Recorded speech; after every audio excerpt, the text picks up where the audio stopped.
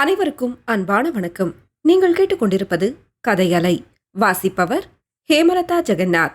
அமரர் கல்கி எழுதிய சிவகாமியின் சபதம், பாகம் 3, அத்தியாயம் 54. விபரீதம். மாமல்லர் தமது நிலை குலைந்த நெஞ்சை திடப்படுத்திக் கொண்டு கனிவு ததும்பிய கண்களால் சிவகாமியை நோக்கினார். சிவகாமி, உன்னுடைய நம்பிக்கை வீணாய் போகவில்லையே. உனக்கு நான் கொடுத்த வாக்குறுதியை நிறைவேற்றத்தானே வந்திருக்கிறேன். 100 காத தூரம் காடும் மலையும் நதியும் கடந்து வந்திருக்கிறேன். பசி பட்டினி பாராமல் தூக்கமில்லாமல் வந்திருக்கிறேன். நான் ஏறி வந்த குதிரை ஏறக்குறைய செத்து விழும்படி அவ்வளவு வேகமாய் வந்தேன். சற்று முன்பு நான் கூறிய கடும் மொழிகளையெல்லாம் மறந்துவிடு. யார் மேலேயோ வந்த கோபத்தை உன்மீது காட்டினேன். எத்தனை நாளைக்கு பிறகு நம்முடைய சந்திப்பு இப்படி கோபமும் தாபமுமாய் இருக்குமென்று நான் நினைக்கவில்லை. எவ்வளவோ ஆசையோடு எத்தனையோ மனக்கோட்டை கட்டி கொண்டு வந்தேன். போகட்டும் சிவகாமி, புறப்படு, போகலாம். பிரபு, மன்னியுங்கள். இப்போது நான் வரமாட்டேன். என் சபதம் நிறைவேறிய பிறகுதான் வருவேன். சிவகாமி, இது என்ன வார்த்தை? என்னுடன் வருவதற்கு உனக்கு விருப்பமில்லையா என்ன? தாமதிக்க நேரமில்லை. இளவரசி, என் சபதத்தை நிறைவேற்றி வையுங்கள். பாதகன் புலிகேசியை கொன்று வாதாபி நகரத்தை சுட்டெரித்துவிட்டு உங்கள் அடிமையின் கையை பிடித்து அழைத்துச் செல்லுங்கள். அப்போது நிழல் போல் உங்களை தொடர்ந்து வருவேன். சிவகாமி, உன் சபதத்தை அவசியம் நிறைவேற்றி வைக்கிறேன். ஆனால் அதை நிறைவேற்றுவது எளிதல்ல. பெரும் படை திரட்டிக் கொண்டு தக்க ஆயுத பலத்தோடு வரவேண்டும். இதற்கெல்லாம் அவகாசம் வேண்டும்.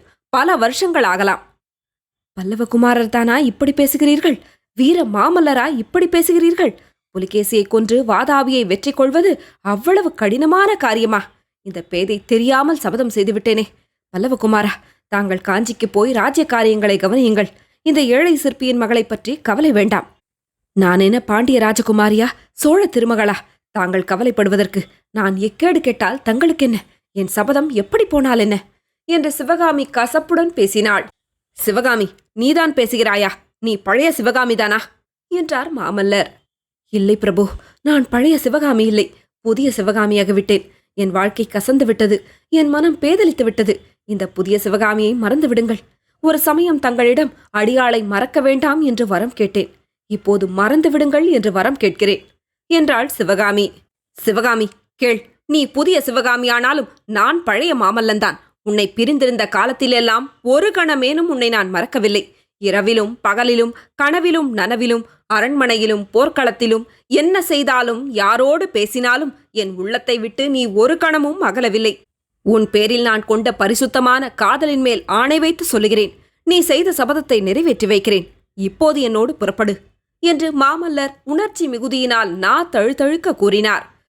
கல்லையும் கரிய வைக்கக்கூடிய மேற்படி மொழிகள் சிவகாமியின் மனத்தை கனியச் செய்யவில்லை. பட்ட கஷ்டங்களினாலும் பார்த்த பயங்கரங்களினாலும் கல்லினும் கடினமாகியிருந்தது அவள் உள்ளம். காதலாம் காதல், காதலும் கல்யாணமும் இங்கே யாருக்கு வேண்டும் என்றாள் சிவகாமி. நிஜமாகத்தான் சொல்கிறாயா? காதலும் கல்யாணமும் உனக்கு வேண்டாமா என்று மாமல்லர் ஆத்திரத்தோடு கேட்டார்.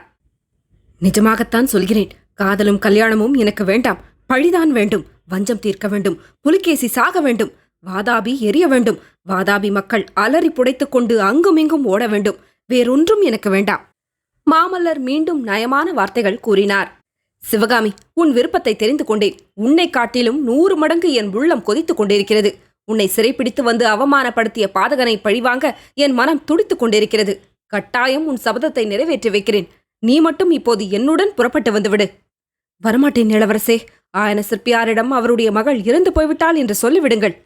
சிவகாமி, இது என்ன பிடிவாதம்? கடைசி வார்த்தையாக சொல்கிறேன் கேள். உன்னுடைய சபதத்தை நான் கட்டாயம் நிறைவேற்றி வைக்கிறேன். ஆனால் இந்த சமயம் என்னுடன் நீ வராவிட்டால் என் மனம் கசந்து போய்விடும். என் அன்பை அடியோடு இழந்து விடுவாய். அன்பு வேண்டாம் சுவாமி, சபதத்தை நிறைவேற்றுங்கள். பெண்ணே, பல்லவ குலத்தினர் ஒரு நாளும் சொன்ன சொல் தவறுவதில்லை. இளவரசே, ஆயன சிற்பியின் மகளும் சொன்ன சொல்லை மாற்றுவதில்லை. ஆஹா, இதென்ன அகம்பாவம் என்றார் மாமல்லர். ஆம் இளவரசே, எனக்கு அகம்பாவம்தான். ஏன் இருக்கக்கூடாது? பாண்டியன் மகளுக்கும் சேர ராஜகுமாரிக்கும் தான் அகம்பாவம் இருக்கலாமா? நான் சிற்பியின் மகள்தான். ஆனாலும் செந்தமிழ்நாட்டு வீரப்பெண் குலத்திலே பிறந்தவள். காதலன் கழுத்திலே மாலை சூட்டி போர்க்களத்துக்கு அனுப்பிய மாதர் வம்சத்தில் பிறந்தவள். கண்ணகி தெய்வம் வாழ்ந்த நாட்டில் நானும் பிறந்தேன். எனக்கு ஏன் அகம்பாவம் இருக்கக்கூடாது பிரபு? சிவகாமியின் மனத்தை திருப்ப மேலே என்ன சொல்லலாம் என்று அவர் சிந்திப்பதற்குள் சேனாதிபதி பரஞ்சோதி பரபரப்புடன் உள்ளே வந்தார். மாமல்லரின் காதில் ஏதோ சொன்னார். மாமல்லரின் முகத்தில் ஒரு கணம் திகிலின் அறிகுறி தோன்றியது. மறுகணம் சமாளித்துக் கொண்டார். சேனாதிபதி, இந்த மூடப்பெண்ணின் பிடிவாதத்துக்கு முன்னால் நம்முடைய திட்டமெல்லாம் சின்னாபின்னமாகிவிடும் போலிருக்கிறது என்றார். சிவகாமியின் பக்கம் கோபமாக திரும்பி, பெண்ணே, நீ வருவாயா மாட்டாயா? உன்னுடன் வாதமிட்டுக் கொண்டிருக்க நேரமில்லை என்றார் மாமல்லர். அப்போது சேனாதிபதி பரஞ்சோதி குறுக்கிட்டு, அமணி, எங்களுடைய நிலைமையை தெரிந்து கொள்ளுங்கள். எதிரிகளின் கோட்டைக்குள்ளே தனியாக 4 பேர் வந்திருக்கிறோம். கோட்டைச் சுவர் மீது நூலேணியுடன் கண்ணனும் அவன் தந்தையும் காத்துக் கொண்டிருக்கிறார்கள். கோட்டைக்கு வெளியில் இந்த நிமிஷத்தில் நரபலி கொடுக்கும் காபாலிகர்கள் எங்களை தேடிக் கொண்டிருக்கிறார்கள். இங்கேயோ அந்த கள்ள பிக்ஷு நாங்கள் வந்திருப்பதை அறிந்து கொண்டு இதோ வீதி முனையில் வந்து கொண்டிருக்கிறார். தேவி, இந்த நிலைமையில் தாங்கள் இப்படி வீண் விவாதம் வளர்த்தக்கூடாது என்றார். பெண் புத்தி பேதமையுடைத்து என்று முன்னோர் சொல்லியிருக்கிறார்கள் அல்லவா? அது உண்மை என்பதை நிரூபிக்கும்படி சிவகாமி அப்போது பேசினாள். ஐயா, பல்லவகுமாரரும் அவருடைய அருமை தோழரும் கேவலம் மண்டையோட்டில் பிச்சை வாங்கும் காபாலிகருக்கும் காவித்துணி தரித்த புத்த பிக்ஷுவுக்கும் பயந்து ஓடுவார்கள் என்பது இதுவரையில் எனக்கு தெரியாமல் இருந்தது. அதற்காக என்னை மன்னியுங்கள். நீங்கள் தப்பிப் பிழைப்பதை நான் குறுக்கே நின்று மறிக்கவில்லையே. தாராளமாக போகலாம் என்றாள். பல்லவகுமாரருக்கு காலாக்னியை ஒத்த கோபம் வந்தது. அடி பாதகி, சண்டாளி, இதன் பயனை நீ அனுபவிப்பாய் என்று கூறினார். பின்னர் பரஞ்சோதியை பார்த்து, சேனாதிபதி, இந்த வஞ்சக பாதகியின் நோக்கம் இப்போது தெரிந்தது. கள்ள பிக்ஷுவிடம் நம்மை காட்டிக் கொடுத்து விட வேண்டும் என்பது இவள் எண்ணம். வாரும் போகலாம் என்றார். அப்போது பரஞ்சோதி, பிரபு, மன்னிக்க வேண்டும். நான் எல்லாம் கேட்டுக்கொண்டிருந்தேன். ஆயனர் புதல்வி அப்படி வஞ்சகம் செய்யக்கூடியவர் அல்லர். தான் செய்த சபதத்தை முன்னிட்டுத்தான் வரமாட்டேன் என்கிறார் என்பதற்குள்ளே மாமல்லர் குறுக்கிட்டார். தளபதி, பெண்களின் வஞ்சகம் உமக்கு தெரியாது. சபதமாம் சபதம், வெறும் பொய். வாதாபி சக்கரவர்த்தியின் மாளிகையை விட்டு வருவதற்கு இவளுக்கு விருப்பமில்லை. வாரும் போகலாம் என்று மாமல்லர் சேனாதிபதியின் கையை பற்றி இழுக்கத் தொடங்கினார். தளபதி பரஞ்சோதி நகராமல் நின்றார். பிரபு, இது நியாயமல்ல. சிவகாமி அம்மையை இங்கு விட்டுவிட்டு போவது பெரும் பிசகு. அவராக வருவதற்கு மறுத்தால் நாம் பலவந்தமாக தூக்கிக் கொண்டு போக வேண்டியதுதான் என்றார். இந்த வார்த்தைகள் காதில் விழுந்ததும் சிவகாமியின் தேகமெல்லாம் சிலிர்த்தது. ஒரு சமயம் மாமல்லர் தன்னை விஷநாகம் தீண்டாமல் கட்டி காத்ததாக கனவு கண்டதை பற்றி சொன்னது அவளுக்கு நினைவு வந்தது. அந்த கனவு இப்போது மெய்யாகாதா? சேனாதிபதியின் யோசனைப்படி மாமல்லர் தன்னை நெருங்கி வந்து கட்டிப்பிடித்து தூக்கி கொண்டு போக மாட்டாரா என்று எண்ணினாள். ஆஹா, அம்மாதிரி மாமல்லர் செய்திருந்தால் பின்னால் எவ்வளவு விபரீதங்கள் நேராமல் போயிருக்கும். விதிவசத்தினால் மாமல்லர் அவ்வாறு செய்ய மனம் கொள்ளவில்லை. வேண்டாம் சேனாதிபதி, வேண்டாம். இஷ்டமில்லாத பெண்ணை நாம் பலவந்தப்படுத்தி அழைத்து போக வேண்டியதில்லை. இவளுக்கு நான் கொடுத்த வாக்குறுதியை ஒரு சமயம் நிறைவேற்றுவேன்.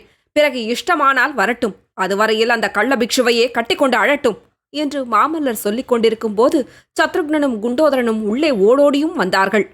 பிரபு, பிக்ஷு வீதி முனையில் வருகிறார். அவருடன் வந்த வீரர்களில் பாதி பேர் வீட்டின் கொல்லை பக்கமாக போகிறார்கள் என்று சத்ருக்னன் மொழி குளறி கூறினான்.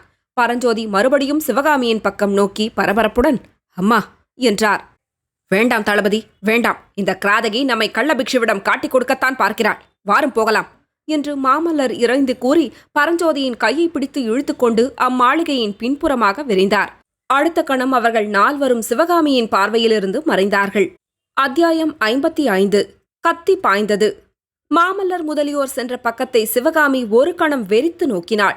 மறுகணம் படீரென்று பூமியில் குப்புற விழுந்தாள்.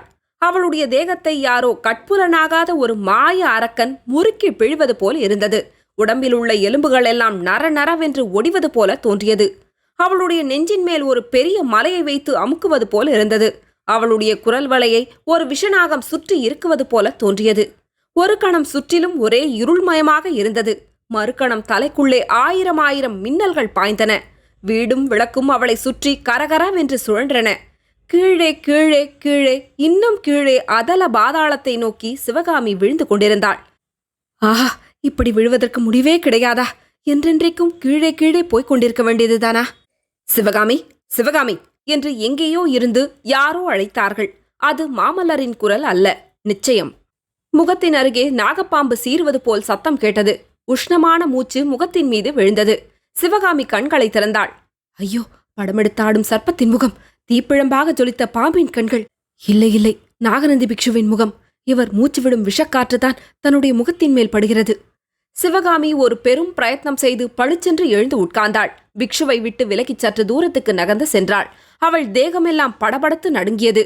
நாகநந்தி அவளை கருணையுடன் பார்த்து, பெண்ணே, உனக்கு என்ன நேர்ந்தது? என்ன ஆபத்து விளைந்தது? ஏன் அவ்வாறு தரையிலே உணர்வற்று கிடந்தாய்? பாவம், தன்னந்தனியாக இந்த பெரிய வீட்டில் வசிப்பது சிரமமான காரியம்தான். உன்னுடைய தாதி பெண்ணை காணோமே, எங்கே போய்விட்டாள் என்று கேட்ட வண்ணம் சுற்றுமுற்றும் பார்த்தார். அப்போது அவர் பார்த்த திக்கில் மாமல்லர் போகும் அவசரத்தில் விட்டுவிட்டு போன தலைப்பாகையும் அங்கவஸ்திரமும் கிடப்பதை சிவகாமி பார்த்து பெரும் திகில் அடைந்தாள்.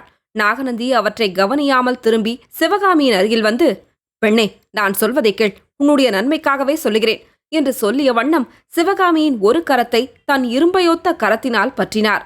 அப்போது சிவகாமியின் உடம்பு மறுபடியும் நடுங்கிற்று. கொடிய கண்களையுடைய நாகசர்ப்பம் படமெடுத்து தன்னை கடிக்க வருவது போன்ற பிரமை ஒரு கணம் ஏற்பட்டது. சட்டென்று சமாளித்து கையை வெடுக்கென்று எடுத்துக்கொண்டாள்.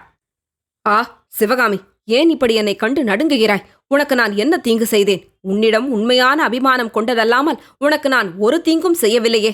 உன் தந்தையின் உயிரை காப்பாற்றியதன்றி வேறொரு அபச்சாரமும் உனக்கு செய்யவில்லையே. ஏன் என்னை வெறுக்கிறாய் என்று பிக்ஷு கனிவு ததும்பும் குரலில் கேட்டார். சுவாமி, தங்களைக் கண்டு நான் பயப்படவும் இல்லை, தங்களிடம் எனக்கு வெறுப்பும் இல்லை. தாங்கள் எனக்கு என்ன தீங்கு செய்தீர்கள்? தங்களை நான் வெறுப்பதற்கு எவ்வளவோ நன்மைதான் செய்திருக்கிறீர்கள் என்றாள் சிவகாமி. சந்தோஷம் சிவகாமி, இந்த மட்டும் நீ சொன்னதே போதும். உன் தேகம் அடிக்கடி நடுங்குகிறதே, அது ஏன்? உடம்பு ஏதேனும் அசௌக்கியமா என்று வினவினார். ஆமடிகளே, உடம்பு சுகமில்லை என்றாள் சிவகாமி. அடடா, அப்படியா? நாளை காலையில் நல்ல வைத்தியனை அனுப்புகிறேன். ஆனால் இப்படி உடம்பு அசௌக்கியமாயிருக்கும் போது உன்னை விட்டுவிட்டு உன் தாதி பெண் எங்கே போனாள்? எங்கேயாவது மூலையில் படுத்து தூங்குகிறாளா என்ன என்று அங்கும் இங்கும் சுற்றி பார்த்தார் பிக்ஷு. சற்று தூரத்தில் தூணுக்கு பின்னால் கிடந்த தலைப்பாகையும் அங்கவஸ்திரமும் இப்போது அவருடைய கண்களை கவர்ந்தன. ஆ, இது என்ன? இங்கே யாரோ வந்திருக்கிறார்கள் போலிருக்கிறதே என்று அருகில் சென்று உற்று பார்த்தார். திரும்பி சிவகாமியை நோக்கி, சபாஷ் சிவகாமி, அதற்குள்ளே இங்கே உனக்கு காதலர்கள் ஏற்பட்டு விட்டார்களா? உள்ளூர் மனிதர்கள்தானா அல்லது வெளியூர்காரர்களா என்று பரிகாச சிரிப்புடன் கேட்டார். சிவகாமி மௌனமாய் நின்றதை பார்த்துவிட்டு, நல்லது, நீ மறுமொழி சொல்ல மாட்டாய், நானே போய் கண்டுபிடிக்கிறேன் என்று சொல்லிவிட்டு வாசலை நோக்கி சென்றார். அப்போது சிவகாமிக்கு, இவள் புத்த பிக்ஷுவிடம் நம்மை காட்டிக் கொடுக்க பார்க்கிறாள் என்று மாமல்லர் சொன்னது நினைவு வந்தது. பளிச்சென்று பிக்ஷு அவர்களை கண்டுபிடிப்பதால் நடக்கக்கூடிய விபரீதங்கள் எல்லாம் நினைவுக்கு வந்தன. சிவகாமி துடிதுடித்து அங்குமிங்கும் பார்த்தாள். இளவரசரின் அங்கவஸ்திரத்துக்கு அடியில் ஏதோ பளபளவென்று ஒரு பொருள் தெரிந்தது. சிவகாமியின் கண்களில் விசித்திரமான ஒளி தோன்றியது. பாய்ந்து சென்று அந்த பொருளை எடுத்தாள். அவள் எதிர்பார்த்தது போல அது ஒரு கத்திதான். சிவகாமி அடுத்த கணம் அந்த கத்தியை புத்த பிக்ஷுவின் முதுகை நோக்கி எறிந்தாள். பிக்ஷு வீல் என்று சத்தமிட்டுக் கொண்டு எழுந்தார். முதுகில் கத்தி பாய்ந்த இடத்திலிருந்து ரத்தம் கசிந்தது. சிவகாமியை பிக்ஷு திரும்பி பார்த்து இரக்கம் ததும்பிய குரலில், பெண்ணே, என்ன காரியம் செய்தாய்? உன்னை உன் காதலன் மாமல்லனிடம் சேர்ப்பித்து விடலாம் என்று எண்ணி அல்லவா அவசரமாக கிளம்பினேன் என்றார். தொடரும். கதையலை உங்களுக்கு பிடிச்சிருந்ததுன்னா உங்க நண்பர்களோடும் உறவினர்களோடும் பகிர்ந்துக்கோங்க. நன்றி.